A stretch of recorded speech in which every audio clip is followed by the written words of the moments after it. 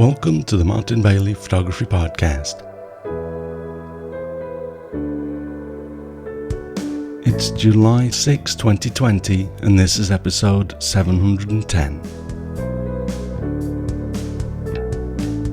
Today I'm thrilled to be talking with wet plate collodion photographer Shane Balkowitsch. Shane contacted me about his work a few weeks ago and asked if I'd like to chat. It took me about 30 seconds on his website to realise that the work he's doing is both beautiful and historically important. So we arranged the time to talk, and talk we did. The resulting conversation was almost 2 hours long, so I'm going to split this into two parts, with part 2 coming up next week. To see Shane's beautiful work and full links to his website and amazing documentary, visit mbp.ac/710. I hope you enjoy my conversation with Shane Balkowitsch. So today I'm thrilled and absolutely honoured to be sitting here to talk with a wet plate collodion photographer, Shane Balkowitsch. Shane, thank you so much for joining the show, and I've been really looking forward to this. It's an honor, Martin. Thanks for having me on the show. The honour's all mine, but thank you anyway. We've had a quick conversation before we press the record button here, and honestly, I've been, as I said, you brought a big fat beam of light to the last week, as I've been busy as crazy, and it's a really wacky week. But occasionally I've come back to your images, and yesterday I had the absolute pleasure of watching your documentary that you put out this year, and you really you've amazed me, and even more than ever I've been really looking forward to this conversation. Oh, well, thank you, Martin. It's the documentary, it just came out. A couple of young filmmakers, first time film with zero budget, followed me around for a year and a half. So I've always said that documentary, it has nothing to do with me. That was their work.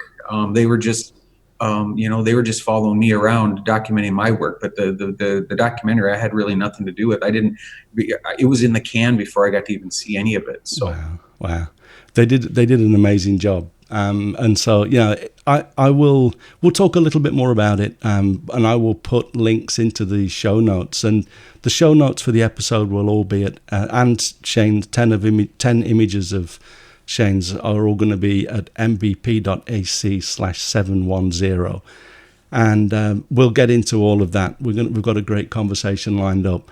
First of all, Shane, tell us a little bit about you. I know a lot about you from your documentary already, but for the sake of the audience, tell us a little bit about yourself. Well, I'm a businessman. I've run Balkowitsch.com, which is an online company, for the last nearly 23 years. And in October 2012, well, actually September of 2012, I saw a wet plate collodion image online just by happenstance. I just was going through my feed and I saw this image, and something drew me to that image. And I asked the photographer very quickly, and I've documented this very well. I've asked him really quickly what it was. He explained to me what it was, a wet plate collodion. I got onto Google, found out what it was, and I was determined to to actually try this form of photography. it needs to be said that I had never owned a camera at that point. That amazes me. I never had a mentor. My dad never took, photos. I never been in a dark room. I had no camera in my life at that point. I had never had a camera in my life at that point in my life. That's just such. It's a tribute to your creativity, and I saw it from your documentary that you've tried other things. You were looking actively for a creative outlet, and I think you were doing the marionettes and all sorts of things. Yeah, I've done paint. I tried to do painting. I have no talents, Martin. So that's the thing. So, but at 44 years of age, I was just like, is this what life is about? Chasing money and trying to run a successful business. Is this the end game? And what I found is that wasn't even any part of what was important, or was important in my life to come. So what I do here in my studio is so much more important than the successes and stuff that I had in my business life. But you don't things come along. I have, sometimes I have a regret that I wish, my father would have been a photographer. I would have run into someone that would have introduced me to photography and would have set me on this path much earlier. I could have started doing this when I was 12 or 8 or something like that. But, things come when they come. And the fact that I found this beautiful process and this way to have a creative outlet after being 44 years of age, I'll take it, because some people go their whole lives and never have that opportunity. Well said. Yeah, I mean, people search for. I think everybody yearns to be creative in one way, one form or another, and finding your way to really express yourself is. I mean, it as you say, some people never do it. Some people try really hard at various things, and never really click. So I've tried all sorts. Even though photography is my profession, I've always had musical instruments and things. I've never really been that great at them, but I enjoy making music. And even now, I mean, I've got keyboards up here and that in my studio. I love it, but I think that still for me, photography is my main. It's the main passion. It's the one that drives me and keeps me awake at night when I'm trying to figure out what to do with stuff. But I just looking at your work and looking at the projects that we'll talk about, you said earlier that you saw a wet plate photograph on the web and talked to the photographer. That I know exactly what you mean. There's something about them that is, it's almost, I mean, from a few decades earlier, the daguerreotype. I remember seeing my first daguerreotype in a museum, and it was of a samurai here in Japan. The subject matter was different, but there were people in Japan with a daguerreotype camera in that era, and doing similar sort of things, and there's just something about the depth. There's an almost 3D look. I remember looking in your documentary at one point. You turn the plate. It's not looking at it straight onto the camera, and as you do that, and the eyes follow you, it's almost as though you're looking at a 3D rendering of the person. And so, there's a depth there that you just don't get with smaller, formats and different types of photography. Well, here's the thing, Martin, is that you seem to you like the work, but you've never seen my work yet. I hadn't. I mean, you've never seen my work, because you'd have to be. I see what you're saying. Yeah. Be here, and I'd have to actually hand you a black glass piece made out of pure silver, because you're seeing representations. Yeah. Probably the closest representation is that video of me holding that plate, but you're still not seeing the actual plate or holding the plate in your hands. Now, for your listeners, the daguerreotype process came about 10 to 12 years before the wet plate process. So we're looking. Frederick Scott Archer invented this in The Chemist, which was a scientific journal. He wrote about the wet plate collodion process for the first time in 1851. So this is the most, in my opinion, and you're talking to a wet plate artist who's fallen down this rabbit hole, right? This is the most beautiful photographic process man has ever invented, and that can only be my argument. And you could argue, there's color and there's all these other things, and there's other processes. I'm not putting anyone else's process down, but for me, the most beautiful photographic process ever invented by man. And I've seen over these years now, having professionals and experts and practitioners from all over the globe, seeing their work personally, all different kinds of processes. In my heart, that's just my opinion, and I think it's important that holds true for me, because it's the only process that I practice. I don't do Polaroids. I didn't go into film anymore. I don't have any other camera. I have my wet plate cameras and I have my iPhone. I have. I'm predominantly digital. I shot film for many years, but it was 35 millimeter film, and I mean now I really enjoy. I shoot with a medium format Rolleiflex twin lens reflex, but that's as a hobby more than anything else. But my main cameras are digital, and I love the work that I get from them, but I'm not going to argue with you that what you're creating is special. And I even from the videos and the photos that scans of your work, I can see that it's special, and I'm not going to argue with you at all. There's two special things about the wet plate process, if you don't mind if I share. Okay? Absolutely. The first thing is we have archivability. Yeah. Okay. Yeah. So I have a TEDx talk out there as well where I talk about this. So these images are made out of pure silver. Now, silver doesn't degrade over time. And the example I use when the students come into the studio is I got a little silver spoon that I throw on the ground. And I say, if I come back 500 years from now, what's on the ground? And the answer always has to be a silver spoon. So these images aren't made of pigments and dyes and paints and all kinds of other things that we use. And so they'll be here hundreds and hundreds and hundreds of years from now. I've got wet plates in my studio that are 165 years old that look as good today as they were made. So that's part one, and the archivability. So when you have an object and you're creating an object that's going to be here long after you're gone, it puts you in a different mindset. You know what I mean? You just think about it differently. The other fabulous quality of a wet plate collodion photograph is that a university some years ago did some scans of some daguerreotypes and some wet plates, and they find out that they write at the nano level. So I'm making my images out of molecules of silver. So a molecule of silver at the tip of my finger, you can't visualize it, right? Right. How many molecules of silver at the tip of my finger do you need to visualize it with the human eye? Do you know? Let's see. I would say, you mean like a pinhead sort of? If I started just piling silver on the tip of my finger, yeah, molecule at a time. Yeah. How many molecules would I have to get to until your eyes can detect that silver?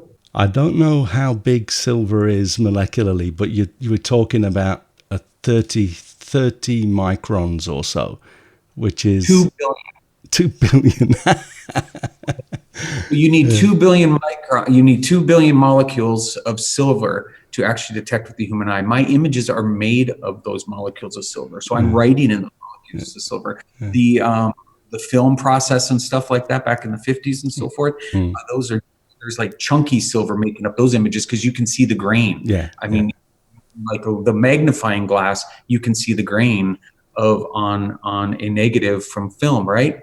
You would need an electron microscope to get to the grain of a wet plate. So these images are highly resolute, and you have to take them to a university and put them under a microscope to try to get to some pixel or grain. So they're the highest resolution images man has ever made. It's incredible. I mean, that's probably part of the visual, the joy of looking at them. You can tell how incredibly detailed they are. But again, as you said, I would love to actually, if ever I get a chance to come over to the States again, I will try and make sure I get a Friday to come over and visit you.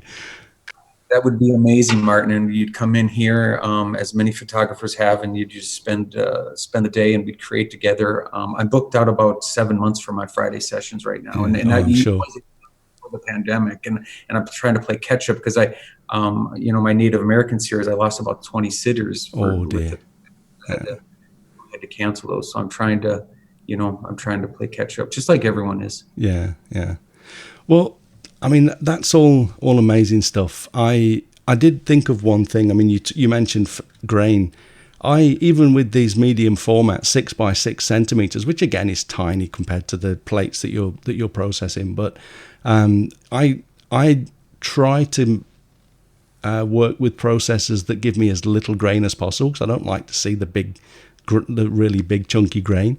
But even then, in the shadows, sometimes I'll see a bit of grain in there. And so I was thinking of that as you spoke. I guess you just don't really have to deal with it. There's no grain. Yeah. There's no grain at all. There's not visible. That camera you have there, you can make wet plates with it. I have a wet plate brother that I know, and you can mount really? a tint. And I know you can. I know there's a little plate in there that you can drop stuff in, but I didn't realize you could do wet plates with it.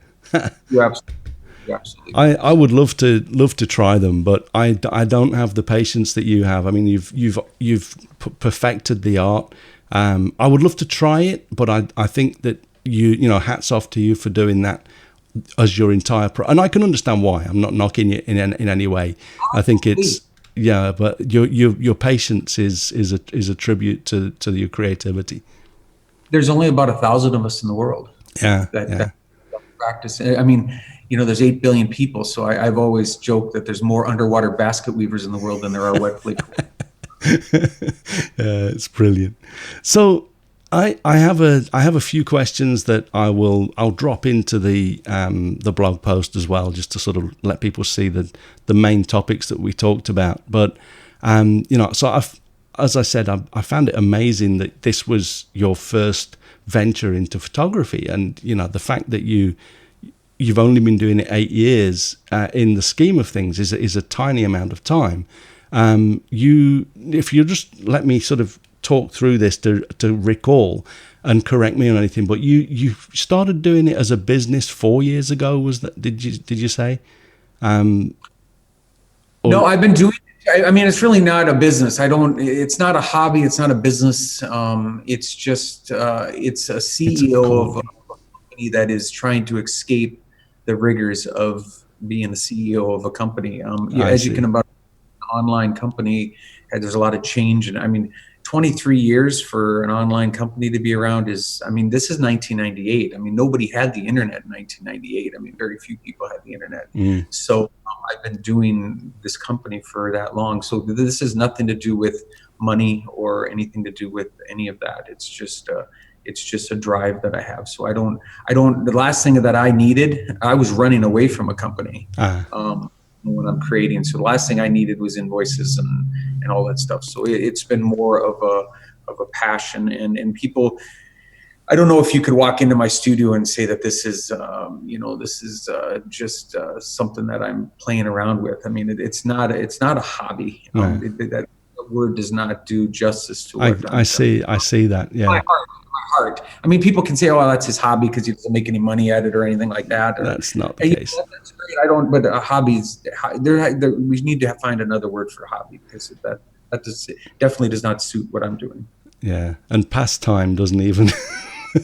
And so I understand. Yeah, I understand the perspective there. And looking at from the documentary, looking at your space there, and you built a whole new studio with the big window in there. Wet plate studio built in the country of this size in over 125 years. So nobody builds a structure anymore from the ground up with these windows facing north. I read a book by Dr. Raymer. I want to say it's 1906. He wrote a definitive book on how to make the best natural light photography studio. And I took the pitch and the dimensions and everything from his book. So for my windows here. So if you have someone that 112 years ago telling you how to make the best studio, why take him up on what he's telling you, right? Like Dr. Raymer had to know more than me. So, but that's what I based the windows and everything, and the northern facing light off of that. I thought that I noticed that in the video, and I was really, really happy to hear that, because whenever I'm doing, I have one project that I've been doing for the last 6-7 years or so, which is, and unfortunately I should have been there until a few days ago, but the virus stopped me going to Namibia this year, and I have there's a Himba village, one of the people over there that they essentially they never bathe. They smoke themselves to cleanse themselves, and they rub clay on their skin. They don't smell at all. I mean, people think you say that, they think it's going to be a really nasty experience. It isn't. They don't smell. They actually smell really good. But I've been photographing this young girl since she was a relatively tiny girl.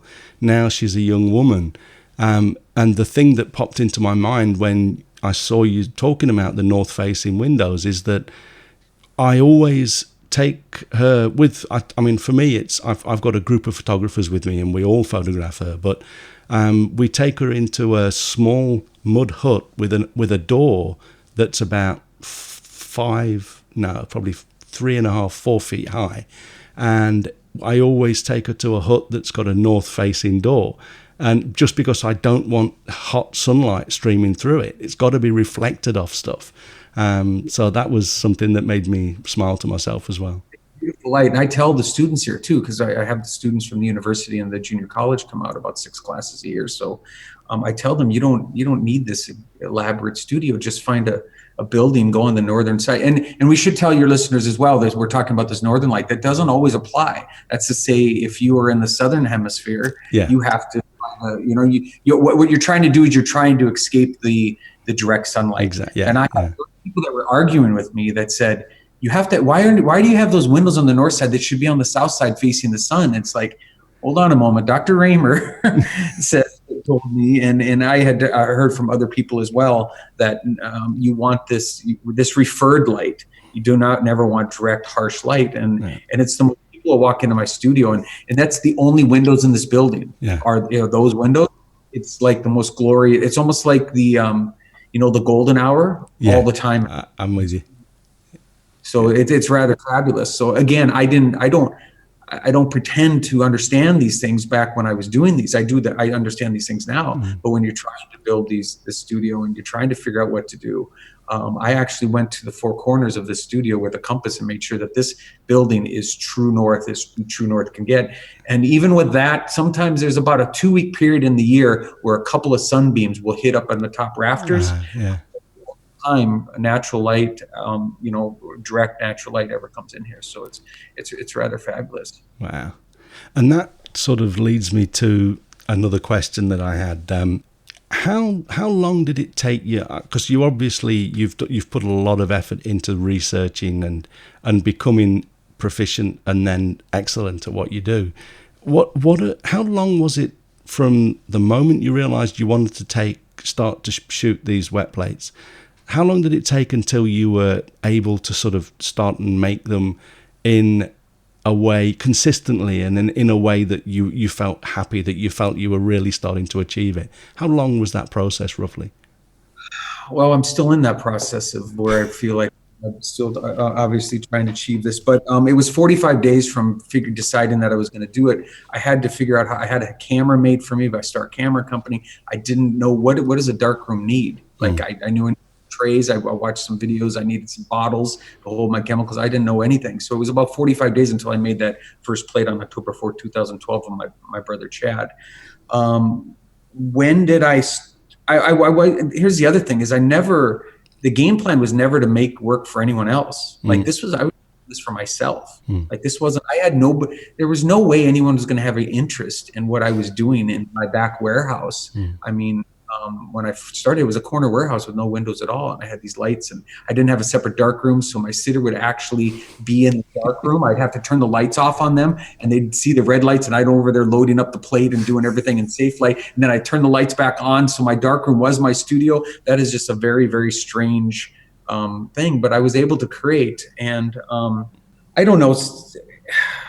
It was, I honestly can say, I think I was making images successfully. I mean, a successful was not like beautiful image. Successful was, I could see anything on the plate that resembled what I was pointing my camera at. Okay. So in the early days, that was success. So I had these lights that were just direct light, both sides. There was I didn't even understand for the first 6 months, and people may laugh at me, but you have to understand my perspective. I didn't even understand I was using light. Yeah. To make pictures. Now, how in the hell? You're holding yourself back there to stop me from bleeping it out, aren't you? Yeah, I did. Yeah, so don't worry about it. So I wasn't a photographer. So how does this guy who's chasing this thing in this warehouse for whatever reason, I don't know what it was. It should be said that I gave my first 2,000 plates away. So my sitters would come in, I'd take the picture, and I'd give them the plate. If I found one that I really liked, I'd keep that. But a majority of my first works were all given away to my sitters. It was my way of paying at the time because they were in there and I was still trying to learn and teach. And it wasn't like I knew what I was doing. So it was almost like, you know what I mean? Like they had to put up with all of that as well. But it brought so many beautiful people in. But I was, for months, didn't even understand that I was using light. I just, I understood that I was turning light fixtures on, but I mean, the whole process of bouncing light off someone's face back through the camera, you know what I mean? Like I was just so busy and so caught up in the process trying to understand the process Yeah. or tried to figure it out. I wasn't creating. I was just essentially taking these images. So and it took me. I had a conversation with someone a couple days ago. It took me about, I don't know, 5 years to even call myself a photographer. Mm. Like photographers, I would say I'm a non-photographer practicing wet plate. And all these photographers at that point would come to me and say, "You're a photographer, Shane. You need to accept this." And I just wouldn't, and it wasn't. I didn't feel like I came up like everyone else. I didn't want to insult anyone. I mean, I don't want to make it sound like a photographer is a lofty thing to be, but you absolutely are now, and I think that you're one of the photographers that probably through your work and through your dedication will be talked about. Probably as you were saying earlier, that your images will outlast us, but I think that your work is important, and I want to move on and talk a little about the Native American work that you're doing as well, because you've got a number of videos. There's one 90-second video or so. I'm just going to look for the name. It's the Celebrating Native America Heritage Month video. That it's just a slideshow, set beautifully to music, but that is incredibly moving. And then I watched your documentary last night with my wife, and we're sitting there, and again it was such a pleasure to watch, and I just kept thinking all the time, and even before I watched the documentary last night, I'd got in my notes that this is important work. And it is. I mean, you're getting it in the Smithsonian, and there's you're taking it to the right places, and I think again it's a tribute to yourself and your research and your resourcefulness for getting it to the right places, because that's where it's going to really live on. But yeah, it's beautiful stuff. Important. I mean, when you're making something that's this old, I have 22 different archives around the world that are presently curating my work, including the Smithsonian, the Library of Congress. I've got over 600 plates at the Historical Society of North Dakota. I mean, which photographer do you know that their state opens up their archive and has what they call Shane Shelf, where I can just give any work of mine to them and they will curate it indefinitely for me. I mean, talk about an honor. I mean, Right. when does that happen? So Right. when you're making something that's around a long time, you need to try to protect it. So I've always tried to get them into archives, because the work that stays with me, and it's in my will upon my death, and I just wrote my will because of this pandemic. Upon my death, all the work that's here, and there's hundreds of plates here, and there's thousands of plates here actually in the in my vault and stuff like that I have a vault that I have keep them in, the ones that aren't on display, that they're all going to the Historical Society of North Dakota. So upon my death, my daughter will come in here and collect everything. My first camera will go to them, my bowler hat, my first wet plate shirt. These are things they asked for because they wanted a part of they just didn't want the work, they wanted a little bit of. So my first camera and my bowler hat and stuff will go. My journal will go up there, and it's all about history. And I'm going to leave it to someone else. I'm too close to my work to judge my work. I have to rely on other people to do that. And people will ask me, I'm just busy creating. A lot of this other stuff, it just has to come, and maybe it'll come later on in life too. So. But I'm just right now. I don't feel. I'm sitting here at 51 years of age now. I don't feel like I have enough time to do everything that I want to do. Oh, I can relate to that. I'm always my wife and we talk a lot, and I said to her just the other day that the one regret that I have at the moment, or the one peeve of mine at the moment, is that there's only 24 hours in the day. It seems as I could utilize a 48-hour day and still be busy, I think. Everything you just went through there again, it reinforces to me how important all of this is. And I'm going to play devil's advocate to a degree and just say that, I don't think it's just the wet plate process, and I hope you agree. It's not just the wet plate process that has put you into the position you're in and the interest that you're getting in your work. It's obviously the work, what you're pointing that camera at and what you're capturing is the main thing. And although it's the almost sort of semi-immortality of the process that is helping that, if you were photographing, I don't know. It's hard to say this because a pepper is one of the most important, historically important photographs as well. So I was going to say pointing at an apple, but it's very similar to a pepper, and so it's not so much the subject. The point is that you are, of course, you and your aesthetic and your creativity is probably at least 90% of the reason for the interest. And the process is important. I'm not belittling that at all, but yeah. So I would say that I'm going to jump in and we'll actually start to look at these photographs with you, because I want the listeners to start to see what we're talking about here. So we should tell them that the series is called Northern Plains Native Americans, a modern wet plate perspective. Yeah. And the goal is to get 1,000 Native American portraits, which doesn't sound like a difficult task, but I'm 6 years in, and last week I made portrait 401. Wow. So I have about another years of 10 to 15 years of work to get to those 1,000 Native American portraits. So it's quite the undertaking, this process. But it's I'm Meish de Ekagoche in Hidatsa. My name is Shadowcatcher. Calvin Grinnell, the Native American elder, came into my studio in a formal ceremony with witnesses and food and exchanging of gifts, and gave me the name Shadowcatcher. So I think it's important for us to tell your listeners, this path that I'm on is that my life's work. I do all kinds of work, but my life's work is my Native American work, and since I've been adopted into the tribe, that is even more concrete in my being. Yeah. And I think that a lot of how passionate you are about that, obviously it comes across as you talk, but in the documentary as well, that's one of the things that touched me quite deeply as well. So, and that's another reason why you sent around 27 images, and I enjoyed looking at every one of them.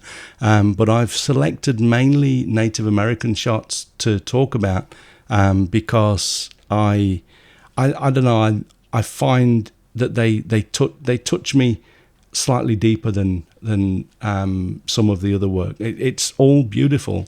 The musician that you shot I watched the Unabashedly Myself video as well. My very good friend Richard Lauren, who came into my studio as someone had canceled on a Friday session, and I put out something on Facebook and said, if anyone's interested, Richard shows up at my door as a complete stranger, and I mean, we are like inseparable. And these relationships that are founded based off just strangers coming into my work. And I thought it was beautiful the way you opened him up. He was saying how he was very vulnerable, and but the images that you made of him are stunning. And so again, a tribute to the how you bring that out. But I'm gonna once again, if people are not listening or watching this on a device where they can see the images, go to mbp.ac/710 and just click on the images. But again, you can get through. Shane's got a beautiful website, and I'm going to put links to that in the blog post as well. So go and click through to that and the video. But I'd like to talk first, if possible, about the image. We'll skip the two of you for the two self-portraits for now. What we'll do is, if we can talk about the third one in the list, it was Albert Richard Little Owl, the third. Yes. Tell us a little about this photograph and the gentleman. Well, a complete stranger. He had a relative had come in previously. This is all word of mouth, by the way. So you don't earn the Native American people's trust, very easily for obvious reasons. Mm-hmm. So this has all been word of mouth. So people come in. It all started with my photograph of Ernie Lapointe, the great grandson of Sitting Bull. Mm-hmm. That was plate number one for the series. I didn't even know it was a series at the time, but so it's all trust. So Richard came in and brought his regalia to keep the integrity of this series. I never introduced anything into the portraits. So you'll never, I never would have a spear, or I'd never have, hold this, or let's put this on you, or anything like that. So there's never, and if a Native American sitter says, well, do you have something I can wear? The answer is always no. And it's not required. Regalia is not required people think that, that this is a requirement, and I probably lost some sitters because they think they don't have all this glorious regalia, which isn't a requirement. Just come in, and you know what I mean. Like, I've captured a doctor with his scrubs on and stuff like that. So it's not a requirement for the series. But when you ask a Native American to come in for a formal portrait, what you would find is that just like you and I, we'd put on our best suit, right? Yeah, I mean, we would. And these aren't suits. This is spiritual clothing that many times has been handed down or they made themselves. So it's called regalia. People use the word costumes. I'd like to do a little education here real quick. They're not costumes. People refer to them, and immediately I will correct them to say this is regalia. And he just came in, and a lot of times they'll bring in just the one outfit, one piece of regalia or whatever they have. And but sometimes they have multiple, and we just kind of talk through it. And it's a collaboration. We decide what to use. So just a complete stranger that came in and sat in my chair and just tried to figure out what I explain the process to everyone as they come in. So I have to get them involved, and I have to earn their trust because these people are strangers. They're not like my cousin or something like that. So you just don't gain that trust within minutes. And sometimes, I've had as many as 40 Native Americans at my studio at one time. Wow. You have to, and sometimes it's bam, bam, bam. I've got to get through 12 portraits or something. A wet plate in my studio takes me about an hour, one portrait. That's the time that if I could have set a time aside for a portrait, it's 1 hour to compose, talk, and to get in the mood and actually make the plate. That's pretty impressive with the process, but and also with how intimate you get with the subjects. I also wanted to just point out something. I knew that this was a technique, but that was from listening to old podcasts about the history of photography. You have the head brace, don't you? For most of them. Historic head brace. So all of those portrait photographs back, of Abraham Lincoln, or the first photograph, Orlando Scott Goff in Bismarck took the first photograph of Sitting Bull here in Bismarck in the wet plate process. So I took his great grandson 135 years later. There would always have been a head brace because I'm experiencing about 10 seconds of exposure on a normal day in my studio. That's what I try to keep. That's my sweet spot. And some photographers will argue, well, why don't you? You know what I mean? Like, you can get that down if you use flash, or you know what I mean. And like, I like the thought of these long exposures because if you look at these images, they're actually 10-second movies of my city. There's heartbeats there. There's a couple of shallow breaths. There's a thought. It's all captured there, and I think that adds to the beauty. So I would never. I've got a 5,000 watt Balkar strobe system from like 40 years ago that is like a supernova going off. I can get instant photographs. Like, boom, I hit the flash. It gives me enough light. I can put the lens cap back on immediately, and I can't get to my work. So I this is where I want to stay. There isn't all these inconveniences about the process. Those are inconveniences for other photographers that know other processes that are, quicker and more more convenient and not as expensive. When I only know this process, these aren't inconveniences to me. These are beautiful things that I have to work within. I fully understand it, and I again, this for me, it's with different cameras, but I enjoy long exposures. Usually for me, it's landscapes and things, but I'm capturing larger chunks of time than most people, and I really enjoy that as well. And it's harder. It's nothing compared to what you're doing, but it's harder work because you've got to use a tripod. You've got to be a lot more careful. You've got to be more meticulous with your exposure. But intent, Martin. There's intent. Right? There's intent. There's an intent. And taking that portrait. Go ahead. I'm sorry. No, well, I was going to say that is something that I wrote a post a few years ago about what is fine art, and it's something that not a lot of photographers have battled with, have tried to talk about because it's a difficult subject. And one of the things that I narrowed it down to is exactly that. It's intent. Making a photograph with intent or being intentional in what you shoot. So I'm really pleased to hear you use that particular word. The problem with modern, and again, I'm slanted towards analog. My quote is analog is king. So, but you're talking to a wet plate analog photographer, so I have to give you them against. Yeah. I'm not trying to upset anyone. Okay, It's fine. We have the problem with modern digital photographs is that they don't cost us anything. Yeah. We can just snap, snap, snap, snap, snap, snap, snap, snap. Yeah. I'll have photographers come in and make 1,000 exposures in the time that I make 3. And in that process, there's this. The intent is not there as much. If you came in, if you brought your digital camera in, and digital it's beautiful. I mean, there's so many images that I love digitally. I'm not knocking digital, okay? But if you brought your digital camera in and I just told you, okay, you only get 3 exposures today, Martin, you have to capture something that's significant here. When I went down and captured Greta Thunberg, the Swedish environmentalist, I had 15 minutes to make those plates, 2 plates. Yeah. They were beautiful shots as well. You'd be a total idiot to go down to Standing Rock and I told you only have 2 shots, 2 frames. Your digital camera is completely packed. It's full. You can't delete anything. And you got 2 more frames worth of, of disk space to capture 2 images of Greta. And now you have this iconic young lady in your, you only got her for 15 minutes. You get your 2 shots. That's it. Yeah, I think that there's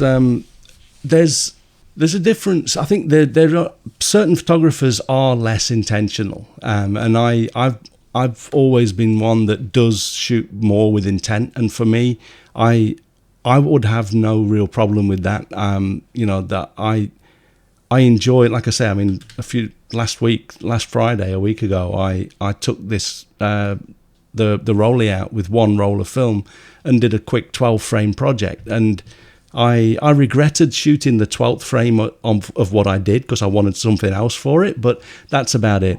I've always been a more intentional photographer than most anyway, but I completely agree that in the majority of the cases, I mean, I've seen professional photographers, and again, it's professionally with the air quotes, that are literally spraying and praying and coming away with the occasional good shot, and it's kind of a shame. I'm not insinuating that. Again, I don't want to upset anyone. I'm not insinuating that nobody has intent with digital cameras. I'm just saying there's so many people out there using digital cameras. Let's take the professional photographers completely out of the equation, okay? Yeah. Or with the air quotes, let's take them out of the equation. There's so many people we're taking more digital photographs today than in the first 150 years of photography. Oh yeah. So it's information glut. That's per day, right? It's per day. Yeah. And fact is that these zeros and ones in a long data stream or a data file have no chance of being here 50 years from now. So, you're going to have the hardware is going to be obsolete. The JPEG at some point is going to become obsolete. They're going to come I have to disagree with that. I agree with the majority of what you say. I mean, these images are going to be around. There'll be ways to continue to use them. But as a tactile photograph, they're not, if I print them out, they're not going to last anyway. Yeah. But Mark, nobody's printing them anymore, sir. Nobody. Yeah. I have, again, quote unquote, photographers come in and they don't ever print any of their work. They have them on drives and stuff. Yeah. Those images have a chance of being here 50 years. And why do I know that? Because I talked to archivists at the Historical Society with all of their resources, and they don't know how they're going to get these photographs 50 years into the future in the digital form. Now, if you're printing your work, that's a different story. But then we also have to talk about the inks and the pigments. As a guy with I've got a very technical background, and I can assure you the images are going to last. But the technology, 50 years from now, every so many years, the technology will change. But if the person that is, say, if I just took a hard drive or a floppy disk and put that in a can and buried it in the garden, 100% agree with you. It wouldn't last like your images do. But you have to port it into the future. But if I've got an image in digital form and it's of any decent resolution, that's still going to be here in thousands of years, because of you would just keep transferring it to the latest medium and stuff. But if you just leave it as it is, it's going to die. You won't be there, Martin, to do that, sir. I And you would have won't. no, you won't. But listen. So I'm making these images, right? So let's say I give these images behind me here to my kids. They're going to cover my work. They're going to think, okay, that's Dad's work. I got to take care of it. Now at some point, they've got to give it to their kids. Now their kids go, oh, that was grandfather's work or great grandfather's work.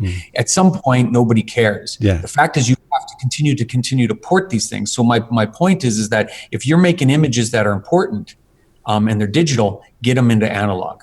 Get them printed. Because I had a floppy disk, go back to the floppy disk, a 5 1/4 inch floppy disk of my dad's poems, his poetry that I typed into a word processor in 1985. And I sent it off with a $500 check to the world experts on retrieving data from devices, hard drives, whatever it be. And they sent me my check back and my disk back and said they couldn't have 1 byte of information. So you won't be here to port your work 50 years from now. And then that means you're leaving it to someone else. So I'm not talking about like professional photographers. I'm talking about everyday Joe that has 5,000, 10,000 photographs on this camera. Those photographs have absolute no chance of being here 50 years from now. Because nobody's going to care about my iPhone photographs and going to move them into the future. Now, if you were, Ansel Adams and stuff like that, you have archivists and stuff that are going to be doing this porting for you. But the hardware is going to let us down and the software is going to let us down. And these are there's a million different formats of technology that have already been discontinued.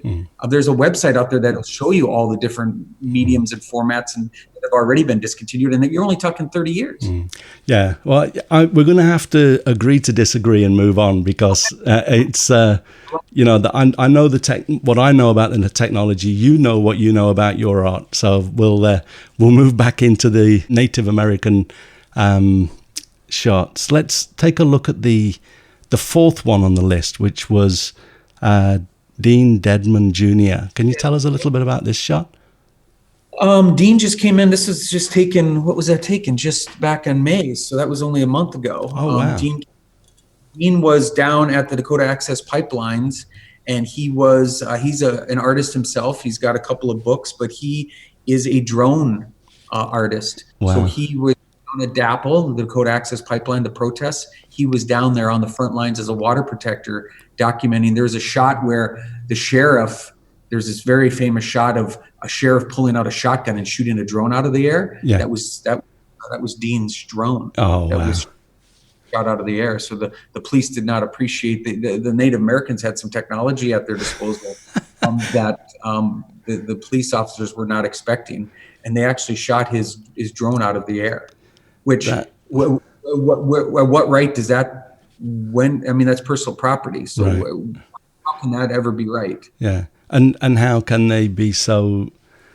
I don't know. The word bigot comes into mind. Bigoted to think that just because they're First Nation, Native American, that they're not going to have a technology. It's like, yeah, and so he's flying a drone over, capturing all these bad behaviors by these police officers, and they end up shooting it out of the sky. So that's mean. But these are the people that come in. So it's every person's got their own little story. This one is one that, as I looked at this big on the screen, his eyes really came. And in fact, I think it was this gentleman that is the one that you turned in the video, in the documentary. And I think it was this person. I'm maybe... Sorry? No. Was it different? It couldn't have been. I just took this a month ago. Oh, of course. Yeah. Everything in the documentary about a year and a half ago. So, I see. I'd have to go back and think. There's a lot of imagery in that documentary, so I'd have to see which one that I was actually. It was a similar pose. I think it was Ernie LaPointe. I think it was a portrait of Ernie LaPointe, the great grandson of Sitting Bull, that I was handling in the documentary. It probably was the timing of the video as well. In the close up. Yeah. Close up. Yes. Yep. Yeah. And it was a side profile. Yeah. Beautiful shot. Okay, so I hope you enjoyed the conversation so far. We'll split this episode here into 2 parts, and the second part will be out in a week's time. For now, thanks very much for listening. If you enjoy this podcast, please share a link with your friends. Subscribe in iTunes or your favorite podcast program to ensure uninterrupted delivery. If you have a moment to rate the podcast or leave us a review in iTunes, that helps to keep us relevant in the huge number of podcasts out there now. You can find me on Instagram, Facebook, Twitter and LinkedIn, and links to everything that I'm up to are at martinbaileyphotography.com, so do drop by and take a look. I'll be back next week with that second part, but in the meantime you take care and have a great week, whatever you're doing. Bye bye.